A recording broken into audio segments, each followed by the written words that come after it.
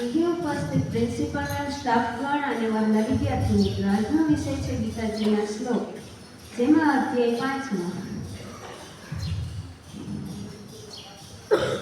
યોગાસન્યાસ્ત કર્મણ જ્ઞાન સંનિચ્છ સ્વયં આત્મન્વ ન કર્માણિ નિબંધનતા ધનસ્વામય. હે ધનંજય, જેણે કર્મયોગના આચરણ દ્વારા સમગ્ર કર્મો પરમાત્મામાં આપી દીધા છે તથા જેણે વિવેક વડે સકળ સંશયોનો નાશ કરી દીધો છે, એવા વશ કરેલા અનંતકરણ પુરુષને કર્મ નથી બાંધતા.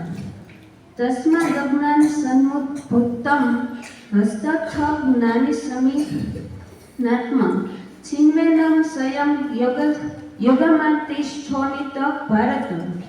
માટે હે ભારતવંશી, તું હૃદયમાં રહેલા આ જ્ઞાનજનિત પોતાના સંયમને વિવેકજ્ઞાની રૂપી તલવાર વડે છેદીને સમત્વ રૂપ કર્મયોગમાં સ્વસ્થ થઈ જા અને યુદ્ધ માટે ઊભો થઈ જા.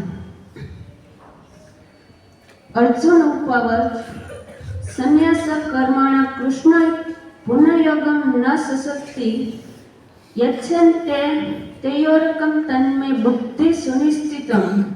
અર્જુન બોલ્યો, હે કૃષ્ણ, તમે એક બાજુ કર્મોના સંન્યાસી અને વળી બીજી બાજુ કર્મયોની પ્રશંસા કરો છો, તો આ બંનેમાંથી જે એક માટે ચોક્કસપણે કલ્યાણકારી સાધન હોય તે કહો.